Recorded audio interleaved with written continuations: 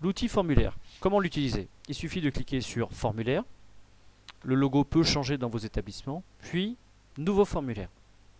Une page de paramétrage apparaît où on doit mettre un titre au formulaire, choisir si c'est authentifié, c'est-à-dire les personnes qui compléteront le formulaire doivent se connecter à l'ENT. Anonymiser, c'est la même chose, sauf qu'on ne garde pas les noms et prénoms des personnes qui répondent. Ou public, n'importe qui, même non connecté, peut le compléter. On peut choisir de donner la possibilité ou non de modifier les réponses que l'on fait. On peut aussi choisir d'afficher la synthèse des réponses ou non, et de partager les réponses avec un autre utilisateur qu'on le recherche via l'annuaire en validant. On peut aller jusqu'à 10 utilisateurs. Donc ces personnes recevront un message sur leur messagerie illico avec un lien pour consulter les réponses. Si c'est vous qui faites le questionnaire, il n'y a pas besoin de faire cette manipulation. Ensuite, on peut aussi choisir de recevoir un message dès que quelqu'un complète le formulaire. On enregistre et là on a donc validé les paramètres de notre formulaire qui sont toujours modifiables. Ensuite, on va s'intéresser plus au formulaire. Donc on peut dans le formulaire ajouter des textes, des images, différentes choses. Là je vais ajouter une image que je vais chercher sur mon ordinateur.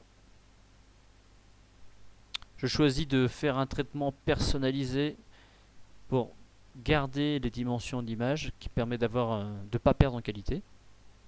J'enregistre, ok, et je valide. Mon image est insérée. Ensuite, je peux faire une question en rapport avec cette image, par exemple.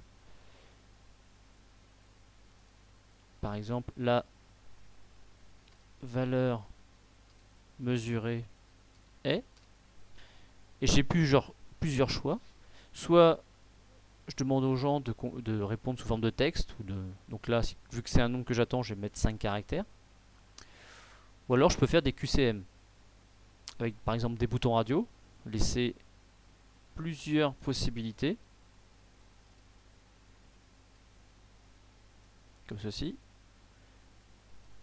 Et si je valide, les gens peuvent sélectionner la réponse qui leur paraît la bonne.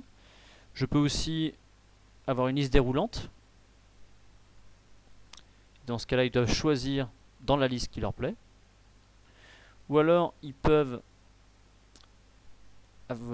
peut choisir l'option case à cocher, et dans ce cas-là, plusieurs réponses sont possibles. Les gens peuvent répondre tout ce qu'ils veulent. Voilà. On peut aussi choisir de rendre une question obligatoire, si on veut absolument que les gens y répondent. Et dans ce cas-là, il y a la petite étoile qui apparaît pour dire que la question est obligatoire.